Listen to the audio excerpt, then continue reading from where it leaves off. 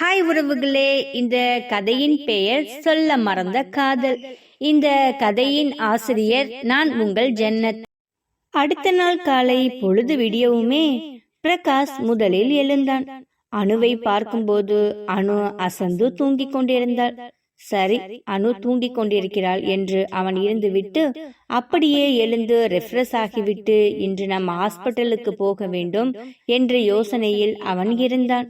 அப்பொழுது சரசிடம் காப்பியை வாங்கி குடித்துவிட்டு, என்ன தம்பி, இன்னும் எந்திரிக்கலையா அனு என்று சரசு கேட்கவும், இல்ல தூங்கிட்டு இருக்கா, நீங்க காப்பி கொடுங்க, நான் போய் அணுவை எழுப்பிட்டு நாங்க ரெடி ஆயிட்டு வரோம், நீங்க சீக்கிரமா டிஃபன் மட்டும் ரெடி பண்ணுங்க, நாங்க சாப்பிட்டுட்டு நாங்க ஹாஸ்பிட்டலுக்கு போகணும் என்று சொல்லவும், சரி தம்பி, அப்ப இந்தாங்க காப்பி, கொண்டு போய் அணுக்கு கொடுங்க, நான் டிஃபன் அரேஞ்ச் பண்ணி விடுகிறேன் என்று சொல்லவும் இவன் காப்பியை வாங்கி கொண்டு மேலே சென்றான். மேலே சென்றவுடனே அணுவை பார்த்தான். அணு அசந்து தூங்கிக் கொண்டிருந்தாள். அவன் அணுவின் அருகில் சென்று அவளுடைய நெற்றியை கோதிக்கொண்டே, அணு, என்ன இவ்வளோ நேரம் தூங்குற, என்னாச்சு என்று கேட்கவும், அணு என்று புன்சிரிப்போடு அணுவை பார்த்ததுமே, என்ன பிரகாஷ், சீக்கிரமா முழிச்சிட்டீங்களா, நான் தான் கொஞ்சம் அசந்து தூங்கிட்டேன் போல என்று அணு கேட்கவும், ஆமா, இன்னைக்கு நம்ம ஹாஸ்பிட்டல் போகணும் இல்ல, இந்தா உனக்காக நான் காப்பி கொண்டு வந்திருக்கேன், எந்திரிச்சு ஃப்ரெஷ் ஆயிட்டு காப்பியை குடிச்சிட்டு நீ ரெடியாகு, நம்ம சீக்கிரமா ஹாஸ்பிட்டல் போயிட்டு வந்துடலாம், கீழே சரசக்கா டிஃபன் அரேஞ்ச் பண்ண சொல்லிட்டேன் என்று சொல்லவும், ஓகே பிரகாஷ், என்னைய தூக்குங்களேன் என்று அவள் சொல்லவும் சிறுபிள்ளையை தூக்குவது போல அவளை தூக்கி உட்கார வைத்து, என்னன்னு என்னாச்சு என்று கேட்கவும், இல்ல நம்ம 4 நாளா ரெஸ்ட் இல்லாம நம்ம சுத்தி பார்த்துட்டு வந்தோம்ல, அதான் இப்ப வச்சு செய்து உடம்பு டயர்டா இருக்கு என்று சொல்லவும், இன்னும் ஒரு நைட்டு படுத்து எந்திரிச்சிட்டோம்னு வச்சுக்கோங்களேன், அடுத்த நாள் நம்ம நல்லா ஃப்ரெஷ் ஆயிடுவோம் என்று சொல்லவும், நீ ஃபர்ஸ்ட் சுடுதண்ணி போட்டு நல்லா குளி, நீ இப்பவே நீ ஃப்ரெஷ் ஆயிடுவ என்று பிரகாஷ் சொல்லவும், சரி என்று அவளை எழுப்பி பாத்ரூம் சென்று ரெஃப்ரெஷ் ஆகி வந்து காப்பியை குடித்து விட்டு அவள் குளிப்பதற்கும் சென்று விட்டாள். அதற்கிடையில் பிரகாஷ் அவனின் வேலையை கொஞ்சம் முடிப்பதற்கு அவன் பார்த்து கொண்டிருந்தான். அப்பொழுது பிரகாஷ் காயத்ரிக்கு போன் செய்து பேசலாம் என்று நினைத்தான். அப்பொழுது காயத்ரிக்கு அவன் போன் செய்யவும் அங்கு காயத்ரி போன் அடிக்கவுமே, என்ன சார் காலையிலேயே இவ்வளோ சீக்கிரமா கால் பண்றாரு, என்னவா இருக்கும் என்று அவள் எடுக்கவும், சார் சொல்லுங்க சார், என்ன விஷயம் இவ்வளோ சீக்கிரமா கால் பண்ணிருக்கீங்க என்று காயத்ரி கேட்கவும், காயத்ரி, நான் ஊர்ல இருந்து வந்துட்டேன், இன்னைக்கு எனக்கு கொஞ்சம் வெளியில போக வேண்டிய வேலை இருக்கு, நான் ஒரு 11 மணிக்கு மேலதான் ஆபீஸ்க்கு வருவேன், நீ ஏதாச்சும் முக்கியமான வேலை இருந்தா பாத்துக்கோ என்று சொல்லவும், சரி சார், இங்க முக்கியமான வேலை ஒண்ணு இல்ல, நான் எல்லாமே முடிச்சிட்டேன், நீங்க வந்ததுக்கு அப்புறமா காமிக்கலான்னு இருந்தேன், பரவாயில்ல சார், நீங்க பொறுமையாவே வாங்க, ஒன்னும் அவசரம் இல்லை என்று அவள் சொல்லவும், சரி என்று அவளிடம் பேசிக்கொண்டிருக்கும் பொழுது அனு பாத்ரூமில் இருந்து வெளியே வந்தாள். சரி காயத்ரி, நீங்க மத்த வேலையை பாருங்க, நான் ஷார்ப்பா ஒரு 11 மணிக்கு வந்துடுறேன் என்று சொல்லிவிட்டு அவன் போனை வைத்தான்.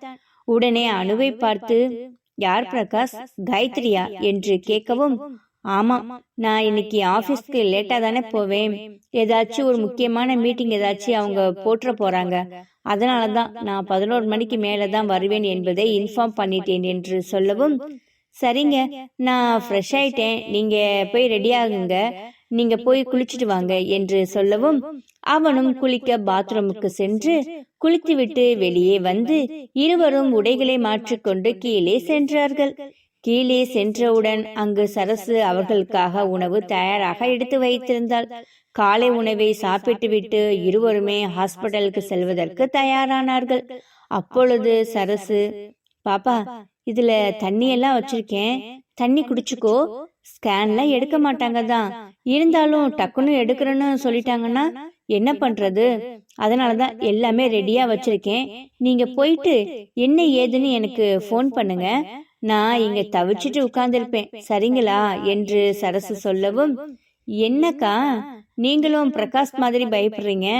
அதெல்லாம் ஒண்ணு இருக்காது, நான் நல்லா தான் இருக்கும். பாப்பாவும் நான் போய் செக்கப் முடிச்சிட்டு உங்களுக்கு கால் பண்றேன் என்று சொல்லிவிட்டு இருவரும் ஹாஸ்பிட்டலுக்கு காரில் ஒன்றாக சென்று கொண்டிருந்தார்கள். சிறிது நேரத்தில் அவர்கள் செல்ல வேண்டிய ஹாஸ்பிட்டலும் வந்து சேர்ந்தது. ஹாஸ்பிட்டல் வாசலில் அனுவை இறக்கிவிட்டு, அனு, நீ உள்ள போ, நான் காரை பார்க்கிங் பண்ணிட்டு வந்துறேன் என்று பிரகாஷ் சொல்லவும் அவள் உள்ளே சென்றவுடன் இவன் காரை பார்க்கிங்கி விட்டுவிட்டு அவன் உள்ளே வந்தான். அப்பொழுது அவர்களுக்கான டோக்கன் வரவுமே அவர்கள் காத்து கொண்டிருந்தார்கள். உடனே அணுவுக்கான டோக்கன் வரவுமே இருவருமே டாக்டரை பார்ப்பதற்கு சென்றார்கள். அப்பொழுது டாக்டர் அவர்களிடம் சில விஷயங்களை எல்லாம் கேட்டு தெரிந்த பிறகு, தம்பி, நீங்க கொஞ்சம் வெளியில இருக்கீங்களா? நான் இவங்களை கொஞ்சம் செக்அப் பண்ணணும் என்று சொல்லவும் பிரகாஷ் வெளியே வந்து அமர்ந்திருந்தான். அணுவை டாக்டர் செக்அப் செய்துவிட்டு பிரகாஷை அழைக்கவும், டாக்டர் என்னாச்சு, எதுவும் பிரச்சனையா என்று கேட்கவும், அப்படின்னா எதுவுமே இல்ல தம்பி, உங்க ஒய்ஃபும் உங்க குழந்தையும் நல்லா தான் இருக்காங்க, எந்த பிரச்சனையும் இல்ல, 2 பேருமே ரொம்ப ஆரோக்கியமா இருக்காங்க. ஆனா அனுதான் கொஞ்சம் வீக்கா இருக்காங்க, அதனால அவங்களுக்கு நான் சில டேப்லெட் எல்லாம் எழுதி கொடுக்கிறேன், அதை அவங்களுக்கு வாங்கி கொடுங்க என்று டாக்டர் சொல்லவும் அவனும் சரி என்று சொன்னான். டாக்டர், இப்ப ஸ்கேன் எதுவும் எடுக்க வேணாமா என்று அவன் கேட்கவும், இல்ல இப்ப எடுக்க வேண்டாம், இப்ப அவங்களுக்கு 3 மாசம் தானே ஆகுது, நம்ம 5ஆம் மாசம் ஸ்கேன் எடுத்துக்கலாம், இப்ப வெறும் நார்மல் செக்அப் மட்டும் பண்ணியாச்சு, மற்றபடி வேற ஒண்ணு இல்லை என்று சொல்லவும் சரி என்று அணுவை கூட்டிக் கொண்டு டாக்டர் கொடுத்த அந்த ஸ்லிப்பையும் வாங்கி வந்து மெடிக்கல் ஷாப்பில் இவளுக்கான மாத்திரை மருந்து அனைத்தையும் வாங்கிவிட்டு டாக்டருக்கான ஃபீஸ் எல்லாம் கட்டிவிட்டு வெளியே வந்து காரில் ஏறி அமரவும், என்ன பிரகாஷ், இப்ப உங்களுக்கு ஓகே தானே? டாக்டர் சொன்னதுக்கு அப்புறமா இப்ப திருப்தியா இருக்கீங்களா என்று கேட்கவும், இப்பதான் எனக்கு நிம்மதியா இருக்கு, நான் என்ன இருக்கும்னு நான் பயந்துட்டே இருந்தேன், இப்ப டாக்டர் ஒண்ணுமே இல்லைன்னு சொன்னதுக்கு அப்புறமா தான் எனக்கு நிம்மதியா இருக்கு என்று சொல்லவும், இப்ப உங்களுக்கு சந்தோஷம் தானே? இதுக்கப்புறமா நீங்க நான் கன்சீவ் ஆன விஷயத்த நீங்க யாருக்கு வேணாலும் சொல்லலாம் என்று அனு சொல்லவும், அனு, நீ சர்சகாவுக்கு போன் பண்ணி செய்திய சொல்லு, அவங்கதான் பாவம், அவங்க வெயிட் பண்ணிட்டு இருப்பாங்க என்று சொல்லவும் சரசுக்கு போன் பண்ணி இங்கு டாக்டர் சொன்ன அனைத்து விஷயத்தையும் சொல்லவும் அவள் மிகவும் சந்தோஷப்பட்டார். உடனே சரசு, அனு, நீங்க நேரா வீட்டுக்கு வரீங்களா இல்ல ஆபீஸ்க்கு போறீங்களா என்று கேட்கவும், இல்லக்கா, நாங்க இப்ப மாமா வீட்டுக்கு போயிட்டு இருக்கோம், போயிட்டு நான் வீட்டுக்கு வருவேனா இல்ல ஆபீஸ் போவேனான்னு தெரியல, நான் உங்களுக்கு போன் பண்றேன்க்கா என்று அனு சொல்லவும் சரி என்று சொல்லிவிட்டு அவள் போனை வைத்தாள். இங்கு ஒரு ஸ்வீட் கடையில் நிப்பாட்டி ஸ்வீட் பாக்ஸை வாங்கி கொண்டு சுந்தரேசன் வீட்டிற்கு அணுவும் பிரகாஷும் சென்றார்கள். சுந்தரேசன் வீட்டு வாசலில் காரை நிப்பாட்டி விட்டு உள்ளே காலிங் பெல்லை அடிக்கவுமே கதவை கனகவள்ளி தான் வந்து திறந்தாள். அணுவா? அனு, வாங்க தம்பி, என்ன ஒரு போன் கூட போடாம சொல்லாம கொள்ளாம வந்திருக்கீங்க என்று கனகவள்ளி கேட்கவுமே, இல்ல, நாங்க நேத்து தான் ஊர்ல இருந்து வந்தோம், சரி உங்களை பார்த்துட்டு போகலாம் என்று வந்தோம் என்று சொல்லி இருவரும் உள்ளே வந்தார்கள். என்னங்க யார் வந்திருக்கா பாருங்களேன், அனு வந்திருக்கா என்று சொல்லவுமே சுந்தரேசன் அறையை விட்டு வெளியே வந்து, அனுமா, எப்ப வந்த, எப்படி இருக்க, என்ன போன் கூட பண்ணாம வந்திருக்க என்று கேட்கவும், இல்ல மாமா, உங்க 2 பேர்ட்டையும் ஒரு முக்கியமான விஷயம் சொல்றதுக்காக தான் நாங்க வந்தோம் என்று சொல்லி ஸ்வீட் பாக்ஸை ஓபன் செய்து அந்த ஸ்வீட்டை கனகவள்ளியிடமும் சுந்தரேசனிடமும் கொடுக்கவும், அனுமா, என்ன ஸ்வீட் கொடுக்கிற, என்ன விசேஷம் என்று கேட்கவும், ஃபர்ஸ்ட் ஸ்வீட்டை எடுத்துக்கோங்க அத்தை, அப்புறமே என்ன விசேஷம் சொல்றேன் என்று சொல்லவும், அனுமா, நீ மாமா கிட்ட சொல்லு, என்ன ஸ்வீட் எல்லாம் கொடுக்கிற என்று சுந்தரேசன் கேட்கவும் அவள் அப்படியே தலையை குனிந்து வெக்கப்பட்டு கொண்டிருந்தாள். என்னன்னு வெக்கப்படுற, ஸ்வீட்டை கொடுத்துட்டு என்னாச்சு என்று பிரகாஷை பார்த்து கேட்கவும், அது உங்க மருமகளே சொல்லுவா, வெயிட் பண்ணுங்க என்று சொல்லவும், பிரகாஷ் நீங்க சொல்லுங்களேன், எனக்கு வெக்கமா இருக்கு என்று சொல்லவும், என்ன 2 பேரும் மாறி மாறி நீ சொல்லு நீ சொல்லுன்னு சொல்லிட்டு இருக்கீங்க, என்ன விசேஷம் என்று சொல்லவும், அது ஒன்னும் இல்ல சித்தப்பா, நீங்க தாத்தா வாங்க போறீங்க என்று பிரகாஷ் சுந்தரேசனிடம் சொல்லவும் உடனே சுந்தரேசன், என்ன தம்பி சொல்றீங்க, நான் தாத்தாவாக போறேனா? அப்ப அனு கன்சீவா இருக்காளா என்று கேட்கவும், உடனே கனகவள்ளி, அனு நீ உண்டாயிருக்கியா என்று அனுவை பார்த்து கனகவள்ளி கேட்கவும், ஆமா அத்தை என்று அவள் தலையை அசைக்கவும், அப்பொழுது அவளை அருகில் அழைத்து அவள் சுத்தி போடுவது போல இரு கைகளையே அணுவின் முகத்தை சுற்றி அவள் சொடக்கு விடவும், அப்பாடா எவ்வளவு ஜிஸ்டி இருக்கு பாரு என்று சொல்லவும், தம்பி எனக்கு இப்ப எவ்வளவு சந்தோஷமா இருக்கு தெரியுமா? இவ்வளவு சீக்கிரத்துல என்னைய தாத்தாவை ஆக்குவீங்கன்னு நான் நினைச்சு கூட பாக்கல என்று இருவரும் இனிப்பை சாப்பிட்டு கொண்டே சுந்தரேசனும் கனகவள்ளியும் மிகவும் சந்தோஷப்பட்டார்கள். அப்பொழுது அங்கு வந்த கார்த்திக், அனு, பிரகாஷ் எப்ப வந்தீங்க என்று கேட்கவும், இப்பதான் கொஞ்ச நேரத்துக்கு முன்னாடி வந்தோம். இந்தாங்க கார்த்திக், ஸ்வீட் எடுத்துக்கோங்க என்று பிரகாஷ் ஸ்வீட்டை கொடுக்கவும், என்ன பிரகாஷ் என்ன விசேஷம் என்று கேட்கவும், அதுவா நீ சித்தப்பாயிட்டடா என்று சுந்தரேசனும் கனகவள்ளியும் கோரஸாக அவனிடம் சொல்லவும், அம்மா நீங்க என்ன சொல்றீங்க, நான் சித்தப்பா ஆயிட்டேனா என்று கேட்கவும், ஆமாடா நம்ம அனு உண்டாயிருக்கா என்று சொல்லவும் அவனுக்கு மிகவும் சந்தோஷமாகிவிட்டது. என்னன்னு நீயே ஒரு குழந்தை, உனக்கு ஒரு குழந்தையா என்று கேட்கவும், டேய் நம்ம தான் அனு குழந்தை என்று இவ்வளவு நாள் நினைச்சிட்டு இருக்கோம். ஆனா அணுவே இப்ப ஒரு குழந்தையை பெற்றுக்கொள்ளுற அளவுக்கு வந்துட்டாங்கிறத இப்பதாண்டா நம்மளுக்கு தெரியுது என்று சுந்தரேசன் சொல்லவும், அது சரி, நீங்க என்னைக்குதான் உங்க மருமகளை விட்டு கொடுத்து பேசியிருக்கீங்க என்று கார்த்திக் சொல்லிவிட்டு அங்கு அனைவரும் மிகவும் சந்தோஷமாக பேசிக் கொண்டிருந்தார்கள். அப்பொழுது கனகவள்ளி அணுவிடம், அனு இனிமேல் நீ நல்லா ரெஸ்ட் எடுக்கணும். ஒரு 5 மாசத்துக்கு நீ எந்த வேலையும் செய்யக்கூடாது. ஃபுல்லா நீ ரெஸ்ட்ல இரு. உனக்கு எது வேணாலும் என்கிட்ட கேளு, நான் உனக்கு பண்ணித்தரேன். இல்லைன்னா சரசு கிட்ட கேளு, அவங்க பண்ணி கொடுப்பாங்க என்று அணுவிடம் சொல்லவும், அவளும் பல விஷயங்களையும் அவள் சொல்லிக் கொடுத்த பிறகு அவர்கள் இருவரும் வீட்டுக்கு செல்லலாம் என்று கிளம்பினார்கள். அப்பொழுது, சரிமாமா நாங்க வீட்டுக்கு போயிட்டு வரோம், உங்ககிட்ட இந்த விஷயத்த சொல்லிட்டு போகலான்னு தான் வந்தோம் என்று சொல்லவும், என்னம்மா இப்பதான் வந்தீங்க, அதுக்குள்ளாட்டியும் கிளம்புறேன்னு சொல்றீங்க என்று சுந்தரேசன் கேட்கவும், இல்ல மாமா, நாங்க ஹாஸ்பிட்டல் போயிட்டு கன்ஃபார்ம் பண்ண கையோட நேரா உங்ககிட்ட தான் சொல்லணும்னு நாங்க வந்தோம் என்று அவள் சொல்லவும், அப்படியா, ரொம்ப சந்தோஷமா. அப்புறமா இன்னொரு முக்கியமான விஷயம், நம்ம கார்த்திகோட திருமணத்துக்கு பொண்ணுக்கு முகூர்த்த புடவை எடுக்கணும்னு சொல்லிட்டு நாங்க உனக்காக தான் வெயிட் பண்ணிட்டு இருந்தோம். ஆனா நீ இப்ப புள்ள உண்டாயிருக்கிற பிள்ளைய நாங்க கூட்டிக்கிட்டு அலைய முடியாது. அதனால நானும் உங்க அத்தையுமே போயிட்டு நாங்க புடவையை எடுத்துட்டு வந்துடுறோம். நீ கல்யாணத்துக்கு மட்டும் நில்லுமா, நீ எங்கேயும் அலைய வேண்டாம் என்று சுந்தரேசன் சொல்லவும், சரி மாமா, நான் அப்படியே பண்ணிக்கிறேன், நீங்க 2 பேரும் பார்த்து பத்திரமா போயிட்டு வாங்க என்று சொல்லவும், சரி என்று சொல்லிவிட்டு அனு அங்கிருந்து கிளம்புவதற்கு தயாரானாள். இருவருமே வெளியில் அவர்களை வெளியனுப்பி வைத்து விட்டு உள்ளே வரவுமே சுந்தரேசனும் கனகவள்ளியும், என்னங்க இப்பதான் அணுவா கல்யாணம் பண்ணி கொடுத்த மாதிரி இருக்கு பாருங்க, அதுக்குள்ளாட்டி அணு ஒரு குழந்தைக்கு அம்மாவாக போறா என்று சொல்லவும், ஆமா எனக்கும் அதை கேட்கையில ரொம்ப சந்தோஷமா தான் இருக்கு. அவளுக்கு இந்த குழந்தை நல்லபடியா பெற்றெடுக்கணும் என்று கனகவள்ளியும் சுந்தரேசனும் பேசிக்கொண்டிருந்தார்கள். உடனே அங்கு கார்த்திக், அப்பா அதான் முகூர்த்த புடவை எடுக்க அணு வர முடியாதுன்னு தெரிஞ்சிச்சுல்ல, அப்ப நம்ம 3 பேரும் அவங்க ஃபேமிலி உள்ளவங்களையும் வர சொல்லிட்டு நம்ம போயிட்டு புடவை எடுத்துடலாம் என்று அவர்கள் பேசிக்கொண்டிருக்கவும், சரி என்று இவர்கள் இப்படியே பேசிக்கொண்டே இருக்கவும் இவர்கள் இருவரும் காரில் போய்கொண்டிருந்தார்கள். அப்பொழுது அனு, என்னங்க எங்க மாமா கிட்ட நான் கன்சீவான விஷயத்த சொல்லவுமே எனக்கு இப்ப ரொம்ப ஹாப்பியா இருக்கு. நான் மாமா கிட்ட சொல்லிட்டேன், நீங்க உங்க சித்தி கிட்ட சொல்லலையா என்று அனு கேட்கவும், சொல்லணும் அனு, சந்தோஷ் ஈவினிங் வீட்டுக்கு வரேன்னு சொல்லியிருக்கான். அவன்கிட்ட கொஞ்சம் ஆபீஸ் விஷயமா பேச வேண்டியது இருக்கு. அதை நம்ம பேசி முடிச்சு நம்ம சந்தோஷோடையே எங்க சித்தி வீட்டுக்கு போயிட்டு ஸ்வீட் கொடுத்துட்டு நம்ம இந்த சந்தோஷமான விஷயத்த சொல்லிட்டு வரலாம் என்று அவன் சொல்லவும், சரி என்று அனு சொன்னாள். இப்படியே இருவரும் பேசிக்கொண்டே ஆபீஸுக்கு சென்றார்கள்.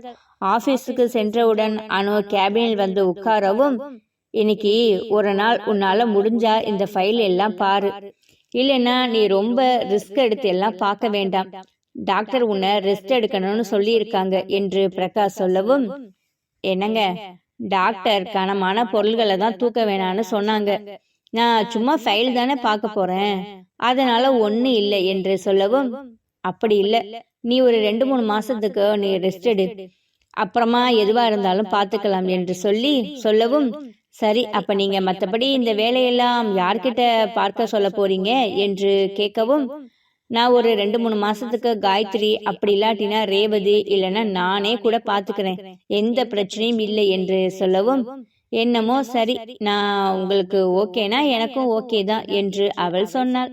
அப்படியே இருவரும் பேசிக்கொண்டே இருக்கவும், எக்ஸ்கியூஸ் மீ சார் என்று காயத்ரி அறையில் உள்ளே வந்தாள். வாங்க காயத்ரி, உங்களை தான் நான் கூப்பிடலான்னு தான் இருந்தேன் என்று சொல்லவும், சார் நீங்க என்கிட்ட கொடுத்துட்டு போன ஒர்க் அனைத்தையுமே முடிச்சிட்டேன், நானும் ரேவதியும் சேர்ந்து தான் முடிச்சோம், அது எல்லாமே உங்களுக்கு மெயில் பண்ணியிருக்கேன், இந்த ஃபைலை நீங்க செக் பண்ணிக்கோங்க என்று சொல்லவும், ரொம்ப தேங்க்ஸ் காயத்ரி, நான் உங்களை நம்பி விட்டுட்டு போன விஷயத்த நீங்க நல்லபடியா முடிச்சிட்டீங்க, அதுவே எனக்கு ரொம்ப சந்தோஷமா இருக்கு என்று சொல்லவும், ரொம்ப தேங்க்ஸ் காயத்ரி, எதுக்கு சார் தேங்க்ஸ் எல்லாம் சொல்றீங்க, நீங்க எனக்கு சம்பளம் கொடுக்கறீங்க, நான் வேலை பார்க்கறேன், அவ்வளோதான், இதுல தேங்க்ஸ் எல்லாம் எதுக்கு சார் என்று சொல்லவும், இல்ல காயத்ரி, நீங்க நான் பார்க்குற வேலை எல்லாத்தையுமே சேர்த்து நீங்களே பார்த்துருக்கீங்க, அதுக்கு தான் உங்களுக்கு நன்றி சொல்லணும் இல்ல என்று அவன் சொல்லவும், பரவாயில்ல சார் இருக்கட்டும் என்று சொன்னாள். அப்பொழுது, என்ன மேடம், என்ன ஒரு மாதிரியா டல்லா இருக்கீங்க, ஏன் உடம்புக்கு எதுவும் சரியில்லையா என்று கேட்கவும், உடனே அனு, என்னங்க நம்ம காயத்ரி கிட்ட சொல்லவே இல்லையே, அந்த ஸ்வீட்டை எடுங்க என்று சொல்லவும், அந்த ஸ்வீட்டை எடுத்து காயத்ரியிடம் கொடுக்கவும், என்ன சார் என்ன ஸ்வீட் கொடுக்குறீங்க என்று கேட்கவும், அப்பொழுது பிரகாஷ், காயத்ரி அனு கன்சீவா இருக்காங்க என்று சொல்லவும், என்ன சார் சொல்றீங்க, உண்மையாலுமா மேம் கன்சீவா இருக்காங்களா, கங்க்ராச்சுலேஷன் மேம், சூப்பர் சார் என்று சொல்லி அனுவுக்கு கை கொடுத்து அவள் வாழ்த்து சொன்னாள். சூப்பர் சார், எனக்கு ரொம்ப சந்தோஷமா இருக்கு என்று சொல்லவும், அந்த ஸ்வீட்டை வாங்கி சாப்பிட்டு கொண்டு இருந்து காயத்ரிக்கு இவர்கள் இருவரிடமும் தான் செய்த தவறுக்கு மன்னிப்பு கேட்க வேண்டும் போல் அவர்களுக்கு தோன்றியது. அனு மேம், பிரகாஷ் சார், நீங்க 2 பேரும் இப்ப ஃப்ரீயா இருக்கீங்களா என்று கேட்கவும், என்னாச்சு காயத்ரி என்ன என்று கேட்கவும், இல்ல உங்ககிட்ட நான் ஒரு முக்கியமான விஷயம் பேசணும், அதனாலதான் கேட்கிறேன் என்று சொல்லவும், நான் இன்னைக்கு ஃப்ரீயா தான் இருக்கேன், அதான் நமக்கு எந்த மீட்டிங்கும் இல்லை, நீங்களும் ஒர்க் எல்லாம் முடிச்சிட்டீங்க இல்ல, என்ன விஷயம் சொல்லுங்க என்று சொல்லவும், ஃபர்ஸ்ட் நீங்க 2 பேருமே என்னை மன்னிச்சிடுங்க, நான் உங்க 2 பேர்கிட்டையுமே நான் ஃபர்ஸ்ட் நான் மன்னிப்பு கேட்டுக்கிறேன் என்று சொல்லி, என்ன காயத்ரி ஏன் பெரிய வார்த்தையெல்லாம் சொல்றீங்க, எதுக்கு நீங்க என்கிட்ட மன்னிப்பு கேட்குறீங்க என்று அனு கேட்கவும், இல்ல மேடம், நான் செஞ்ச வேலைக்கு நீங்க 2 பேருமே என்ன மன்னிச்சுதான் ஆகணும் என்று காயத்ரி சொல்லவும், அப்படி என்ன காயத்ரி நீங்க செஞ்சீங்க என்று அனுவும் பிரகாஷும் கேட்கவும், சார் நான் ஃபர்ஸ்ட் உங்ககிட்ட ஒரு முக்கியமான விஷயம் பேசணும்னு சொன்னேன்ல, அது உங்க சித்தி அலமேல பத்தி தான் என்று சொல்லவும், சித்தியவா, என்ன சித்திய என்று அவன் கேட்கவும், சார் இந்த ஆபீஸ்ல உங்களுக்கு தெரியாம நிறைய விஷயம் நடந்திருக்கு என்று அவள் ஒவ்வொன்றாக அனுவிடம் பிரகாஷிடம் சொல்லவும், அவர்கள் இருவரும் இந்த வார்த்தை கேட்ட பிறகு எதுவும் பேசாமல் அப்படியே அமைதியாக இருந்தார்கள்.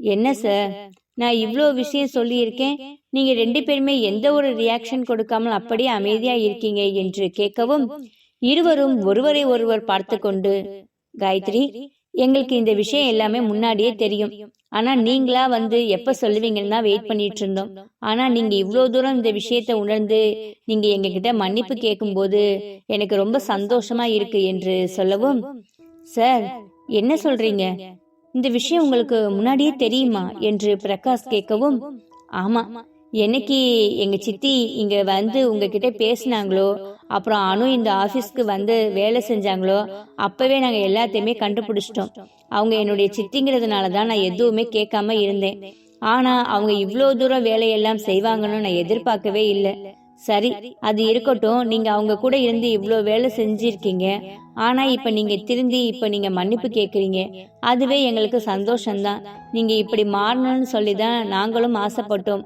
அதே மாதிரி நீங்க மாறிட்டீங்க என்று அனுவும் பிரகாஷும் காயத்ரியை பார்த்து சொல்லவும், சார் நீங்க இவ்வளோ பெருந்தன்மையா என்னை மன்னிப்பீங்கன்னு நான் நினைச்சு கூட பார்க்கவே இல்லை, நான் செஞ்ச செயலுக்கு என்ன செஞ்சாலும் எனக்கு கேவலமாவும் வெக்கமாவும் இருக்கு என்று சொல்லவும், காயத்ரி ஏதோ ஒரு இடத்துல நீங்க தவறு செஞ்சிட்டீங்க, அந்த தவறை நீங்க திருத்திக்கிட்டீங்க, அதனால நீங்க இந்த மாதிரி எல்லாம் பேச வேண்டாம் என்று சொல்லவும், சரி சார், இதுக்கப்புறமா நான் எப்பவுமே உண்மையாதான் இருப்பேன் என்று சொல்லி அவள் சந்தோஷமாக அனுவிடவும் பிரகாஷிடமும் பேசி கொண்டிருந்தாள். பிறகு சாரி சார், நான் இந்த விஷயத்த உங்ககிட்ட சொல்லி மன்னிப்பு கேட்கணும்னு தான் நான் இருந்தேன். இப்ப நான் எல்லாத்தையுமே உங்ககிட்ட சொல்லி நான் மன்னிப்பு கேட்டுட்டேன். இப்பதான் என் மனசுக்கு ரொம்ப ஆறுதலா இருக்கு. நான் என்னுடைய கேபினுக்கு போறேன் sir. Thank you madam, thank you sir என்று சொல்லிவிட்டு அவள் அந்த இடத்தை விட்டு நகரவுமே பிரகாசும் அனுவும் ஒருவரை ஒருவர் பார்த்து, பிரகாஷ், நம்ம நினைச்சது போலவே உங்க சித்தி கொஞ்ச நஞ்சு வேலை செய்யல, நிறைய வேலை செஞ்சிருக்காங்க என்று சொல்லவும், ஆமா அனு, இப்ப இவங்க சொல்ல பிறகுதான் எனக்கு இன்னும் என்னவெல்லாம் செஞ்சிருக்காங்கிறது புரிய வருது என்று அவன் சொன்னான். இப்படியே இவர்கள் இருவரும் அன்று ஆபீஸ் வேலையை முடித்துவிட்டு மாலை ஒரு 3 மணிக்கெல்லாம் இவர்கள் வீட்டிற்கு செல்ல தயாரானார்கள்.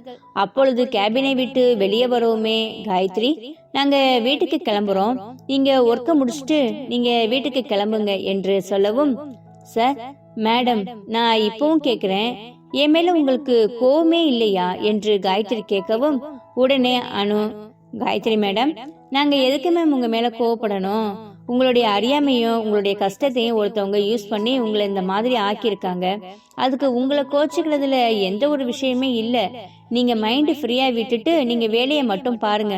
இதோட இந்த விஷயத்த நீங்க மறந்துடுங்க என்று சொல்லவும், அவளும் சிரித்துக்கொண்டே ஓகே மேடம் என்று சொல்லிவிட்டு அவள் அங்கிருந்து சென்றாள். பிரகாஷ் அனுவும் காரில் சென்று கொண்டிருக்கும் பொழுது, பிரகாஷ், நீங்க இந்த விஷயத்த உங்க சித்திக்கிட்ட கேட்கலான்னு இருக்கீங்களா என்று கேட்கவும், இல்ல அனு, நான் இப்ப கேட்க மாட்டேன், எனக்குன்னு ஒரு நேரம் வரும், இல்ல அப்ப நான் கேக்குறேன், இப்ப நான் எதுவுமே கேட்க மாட்டேன் என்று சொல்லவும், நானும் அதுதான் உங்ககிட்ட சொல்லலான்னு இருந்தேன், நீங்களும் அதே மாதிரி முடிவு எடுத்திருக்கீங்க, ரொம்ப சந்தோஷம் பிரகாஷ் என்று சொல்லி இருவரும் வீட்டிற்கு சென்றார்கள். வீட்டிற்கு சென்றவுடன் சரசு அவர்களை வரவேற்று, அனு, டாக்டர் எல்லாம் சொன்னதை நீ என்கிட்ட சொன்ன பிறகுதான் எனக்கு ரொம்ப சந்தோஷமா இருக்கு என்று சொல்லி அவர்கள் மூவரும் பேசிக்கொண்டிருந்தார்கள். அப்பொழுது வீட்டு வாசலில் கார் வந்து நிற்கவும் அங்கு சந்தோஷம் கீர்த்தியும் பிரகாஷின் வீட்டிற்கு வந்தார்கள். உடனே கீர்த்தி, பிரகாஷ், அண்ணா எப்படி இருக்கீங்க என்று அவள் ஓடி வந்து அண்ணாவை கட்டிப்பிடிக்கவுமே, கீர்த்தி குட்டி, எப்படி இருக்க, நல்லா இருக்கியா, பாரேன் கீர்த்தி எப்படி வளர்ந்துட்டா என்று பிரகாஷ் சொல்லவும், சந்தோஷ், வாடா, இப்பதான் நான் காலையில சொல்லிட்டு இருந்தேன் நீ வருவேன் என்று, அதே மாதிரி வந்துட்டீங்களே என்று சொல்லவும், அண்ணா, இவங்க தான் அண்ணியா என்று கீர்த்தி கேட்கவும், ஆமா, இவங்க தான் உன்னோட அண்ணி அனு என்று சொல்லி அனுவை அவன் அறிமுகப்படுத்தி வைக்கவும், அண்ணி, நான் தான் கீர்த்தி, இந்த வீட்டு கடைக்குட்டி என்று சொல்லவும், hi Keerthi, how are you என்று அவள் கேட்கவும், ஐ எம் வெரி ஃபைன் அண்ணி, நீங்க ரொம்ப அழகா இருக்கீங்க.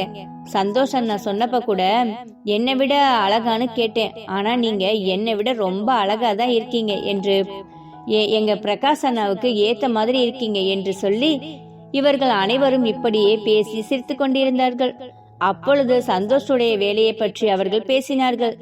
சந்தோஷ், உனக்கு ஆபீஸ்க்கான வேலை எல்லாத்தையுமே நான் அரேஞ்ச் பண்ணிட்டேன், இன்னொரு 2 வீக்ஸ்ல ஆபீஸ் வைக்கிறதுக்கு எல்லாமே ரெடி ஆயிடும் என்று அவன் சொல்லவும், அண்ணா, ரொம்ப தேங்க்ஸ் அண்ணா, நீங்க இல்லாட்டி நான் இவ்வளவு பெரிய விஷயத்தை என்னால பண்ணவே முடியாது. அப்புறம் நான் எனக்கு ஆபீஸ் விஷயமா சில விஷயம் எல்லாம் நான் கத்துக்க வேண்டியது இருக்கு, அதுக்கு காயத்ரி என் கூட இருந்தா கொஞ்சம் யூஸ்ஃபுல்லா இருக்கும்னு நினைக்கிறேன், நான் காயத்ரியை கூப்பிட்டுக்கலாமா என்று அவன் கேட்கவும், தாராளமா, நான் தான் காயத்ரி உனக்கு பிஏவா அப்பாயின்மெண்ட் பண்ணிருக்கேனே, நான் அப்பவே சொல்லிட்டேன், அதனால நீ காயத்ரி நீ எப்ப வேணாலும் கூப்பிட்டுக்கலாம் என்று சொல்லவும், ரொம்ப தேங்க்ஸ் அண்ணா, நான் காயத்ரியை பார்த்து பேசிட்டு அவங்க கிட்ட நம்ம டீட்டெயில்ஸ் எல்லாமே நான் வாங்கிக்கிறேன் என்று சொல்லவும், சரி என்று அவனும் சொன்னான். அண்ணா, நான் உங்ககிட்ட கொஞ்சம் பேசணும், நீங்க ஃப்ரீயா இருந்தீங்கன்னா நம்ம 2 பேரும் எங்கேயாச்சும் வெளியில மீட் பண்ணி பேசலாமா என்று சந்தோஷ் கேட்கவும், என்னடா, என்ன விஷயம் என்று கேட்கவும், இங்க வேணாமே, தங்கச்சி இருக்காங்க, அண்ணி இருக்காங்க, அதனால நம்ம 2 பேரும் வெளியில பேசலாமா? சரிடா, அப்பனா இப்ப உங்க கூட வீட்டுக்கு தான் வரோம், நம்ம அனுவை வீட்டுல விட்டுட்டு அவங்க கீர்த்தி கூட சித்தி கூட பேசிட்டு இருக்கட்டும், நம்ம கொஞ்சம் வெளியில போயிட்டு வரலாம், உனக்கு ஆபீஸ் விஷயமா ஒருத்தரை பார்க்க வேண்டியது இருக்கு என்று சொல்லவும், சரி என்று 4 கிளம்பி அலமேலுவின் வீட்டுக்கு சென்றார்கள். அங்கு அலமேலியிடம் முன்னதாகவே சந்தோஷும் கீர்த்தி அண்ணனும் அண்ணியும் வருகிறார்கள் என்று அவர்கள் சொல்லவும், அப்பொழுது அலமேலு, எதுக்கு இவங்க 2 பேரும் இங்க வராங்க, அதுதான் இவங்க போய் பார்த்துட்டாங்கல்ல, எதுக்கு இதுக்காக 2 பேரையும் கூட்டிக்கிட்டு வரணும், அந்த அணுவை பார்த்தாலே எனக்கு பிடிக்கல, அந்த அணுவையும் கூட்டிக்கிட்டு வரானா, என்ன பண்ணி தொலைகிறது, நம்ம ஏதாச்சும் வாயை திறந்து பேசணும்னா இந்த சந்தோஷம் கீர்த்தியை நம்ம வாயை அப்படியே அடைச்சிடுறாங்க. யாருக்கு பயப்படலானாலும் இதுகளுக்கு பயப்படணுமா இருக்கு. சரி, வந்து தொலையட்டும், என்ன பண்றது என்று அலைமேலு நினைத்து கொண்டு இருந்தாள். அப்பொழுது வீட்டு வாசலில் அனைவரும் வரவும் இவர்கள் வெறும் வாய் வார்த்தைக்கு வா பிரகாஷ், வா அனு என்று அவள் கூப்பிட்டு விட்டு அப்படியே அமைதியாக நின்றார். அம்மா, அண்ணாவும் அண்ணியும் வந்திருக்காங்க, ஏதாச்சும் சாப்பிடறதுக்கு எடுத்துட்டு வாங்கம்மா என்று கேட்கவும், ஏதோ எடுத்துட்டு வரேன்பா என்று மூஞ்ச ஒரு மாதிரியாக வைத்து விட்டு அவள் கிச்சனுக்குள் செல்ல முற்படும் போது, சித்தி நீங்க இங்க வாங்க, இப்ப எங்களுக்கு எதுவும் வேணாம், இப்பதான் நாங்க எல்லாமே சாப்பிட்டோம், சித்தப்பா இல்லையா என்று பிரகாஷ் கேட்கவுமே, இருக்காருப்பா, உள்ள இருக்காரு என்று சொல்லவும், அண்ணா இருங்க, நான் போய் அப்பாவை கூட்டிட்டு வரேன் என்று சொல்லி கீர்த்தி அறைக்கு சென்று அப்பாவை அழைத்து வந்தாள். அப்பொழுது அலைமேலு அவர்கள் இருக்கும் இடத்திற்கு வந்து நின்று கொண்டு அலைமேலு சந்தோஷத்தின் அப்பாவும் ஒன்றாக நிற்கவும் அவர்கள் இருவரும் காலில் விழுந்து ஆசீர்வாதம் வாங்கினார்கள். பிரகாசும் அனுவும், என்னப்பா, என்ன திடீர்னு ஆசீர்வாதம் வாங்குறீங்க? சரி, நல்லா இருங்க, சந்தோஷின் அப்பா 16 பெற்று பெருவாழ்வு வாழ்க என்று அவர் வாழ்த்தினார். சித்தப்பா, நீங்க சொன்ன மாதிரி ஒரு சந்தோஷமான விஷயம்தான், நாங்க வந்திருக்கோம், இந்தாங்க ஸ்வீட் எடுத்துக்கோங்க என்று சொல்லி அந்த ஸ்வீட்டை அலைமேலிடமும் சந்தோஷின் அப்பாவிடமும் கொடுக்கவும், என்னப்பா பிரகாஷ், என்ன சந்தோஷமான விஷயம் என்று அவர் கேட்கவும், சித்தப்பா நீங்க தாத்தா பாட்டியாக போறீங்க என்று சொல்லவும் அலைமேலுக்கு அப்படியே தூக்கி வாரி போட்டது.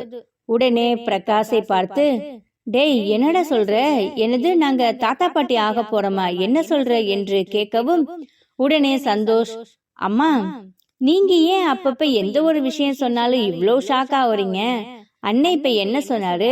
நான் சித்தப்பாவாக போறேன், கீர்த்தி அத்தையாக போறா, நீங்க தாத்தா பாட்டி ஆக போறீங்கன்னு தானே சொன்னாங்க, இதுக்கு ஏன் நீங்க இவ்வளோ ஷாக் ஆகுறீங்க என்று கேட்கவும், அது ஒன்னும் இல்ல சந்தோஷ், திடீர்னு தாத்தா பாட்டின்னு சொன்னாங்க, அதான் என்னன்னு கேட்டேன், மற்றபடி ஒன்னும் இல்லை, அவள் சமாளித்தாள். ஆனால் இவள் ஏன் இப்படி பேசினாள் என்று சந்தோஷுக்கும் தெரியும், பிரகாஷுக்கு அணுவுக்குமே தெரியும். பிறகு இந்தாங்க சித்தி ஸ்வீட் என்று கொடுக்கவும் அந்த ஸ்வீட்டை வேண்டாம் வெறுப்போடு வாங்கி கொண்டு அவள் உள்மனதில், இந்த அணுவனை எப்படி இவங்கிட்ட இருந்து பிரிக்கலான்னு பிளான் பண்ணா, ஆனா இப்ப என்னன்னா இவ உண்டாயிருக்கான்னு சொல்லி ஸ்வீட்டை கொண்டு வந்து கொடுக்கிறான் என்று அவள் மனதில் நினைத்து கொண்டாள்.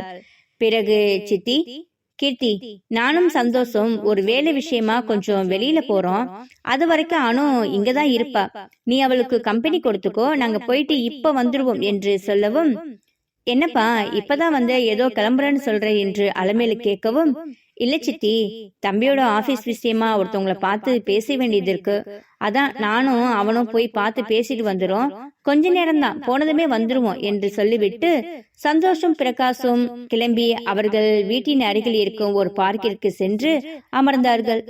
சொல்லுடா சந்தோஷ், என்ன என்கிட்ட ஏதோ முக்கியமான விஷயம் பேசணும்னு சொன்ன, என்னடா என்று கேட்கவும், அண்ணா நான் சொல்ல போற விஷயம் உங்களுக்கு ஷாக்கிங்கா இருந்தாலும் ஃபர்ஸ்ட் நான் உங்ககிட்ட சாரி கேட்கிறேனா என்று சொல்லவும், என்னடா காலையில இருந்து எல்லாரும் ஒரு புதிர் மாதிரி ஃபர்ஸ்ட் சாரி கேட்டுட்டு அப்புறமா விஷயம் சொல்றீங்க, என்ன என்று அவன் கேட்கவும், ஆனா யார் உங்ககிட்ட சாரி கேட்ட விஷயத்த சொன்னாங்க என்று சொல்லவும், அது நான் அப்புறமா சொல்றேன், இப்ப நீ சொல்ல வந்த விஷயத்த சொல்லுடா என்று சொல்லவும், அண்ணா நேற்று காயத்ரி என்னை பார்த்து மீட் பண்ணார்கள் அண்ணா என்று அவன் சொல்லவும், காயத்ரியா? ஆமாண்ணா, ஆனா காயத்ரி என்னை பார்த்து மீட் பண்ணிட்டு என் தலையில ஒரு பெரிய பாறாங்களை தூக்கி போட்ட மாதிரி ஒரு விஷயத்த சொன்னாங்க, அது கேட்டதுமே நான் ரொம்ப உடஞ்சு போயிட்டேனா, எனக்கு அதெல்லாம் கேட்கும் போது எனக்கு ரொம்ப ஷையா ஃபீல் ஆச்சுனா என்று சொல்லவும், என்னடா சொன்னாங்க, சித்திய பத்தி சொன்னாங்களா என்று பிரகாஷ் கேட்கவும், அண்ணா உங்களுக்கு எப்படி அண்ணா என்று அவன் கேட்கவும், எனக்கு எல்லா விஷயம் முன்னாடியே தெரியும் சந்தோஷ், ஆனா நம்ம சித்திங்கிறதுனால நான் இதை எதையுமே நான் வந்து வெளியில காமிச்சுக்கல என்று சொல்லவும், அண்ணா உங்க கல்யாணத்தை நிப்பாட்ட பார்த்ததுல இருந்து அணு அண்ணி பிடிக்காத வரைக்கும் எல்லாமே உங்களுக்கு தெரியுமா என்று சந்தோஷ் கேட்கவும், எல்லாமே எனக்கு தெரியும், எனக்கு மட்டும் இல்ல அணுவுக்கும் இந்த விஷயம் தெரியும் என்று சொல்லவும், எப்படின்னா எப்படி இவ்வளவு விஷயத்தையும் தெரிஞ்சு நீங்க எங்க எல்லார்கிட்டையும் நீங்க சகஜமா பழகுறீங்க, அம்மா கிட்டையும் மூஞ்சி கொடுத்து பேசுறீங்க, உங்களுக்கு கஷ்டமாவே இல்லையா இந்த மாதிரி ஒரு விஷயம் நடந்தத, நான் உங்களுக்கு நேரா என்ன தெரியுமா பண்ணுவே இருப்பேன் என்று சந்தோஷ் கோபமாக கேட்கவும், டே சந்தோஷ், ஏன் இப்ப நீ இவ்வளவு எமோஷன் ஆகுற, நீங்க யாரு, சித்தி யாரு, எல்லாமே நம்மளோட சொந்தம் தானடா, அவங்க வேணா என்னை யாரோ மாதிரி பார்க்கலாம், ஆனா நான் என்னுடைய சித்தி மாதிரி தான் அவங்கள பார்க்குறேன். அவங்களுக்கு இப்போ புரியாட்டினாலும் கண்டிப்பா ஒரு நாள் அவங்க புரிஞ்சுப்பாங்க. அது வரைக்கும் நம்ம வெயிட் பண்ணலாம் என்று பிரகாஷ் சொல்லவும், அண்ணா உங்களை நினைக்கும் போது எனக்கு பெருமையா இருக்கு. என்னோட ரோல் மாடல் யாருன்னு கேட்டா கண்டிப்பா நான் என்னோட பிரகாஷ் அண்ணா தான் சொல்லுவேன் என்று அவனை கட்டி தழுவி அவனை சமாதானப்படுத்தி கொண்டான். இங்க பாரு சந்தோஷ், இப்ப உன்னுடைய செய்கை எல்லாமே உன்னுடைய பிசினஸ்ல தான் இருக்கணும்.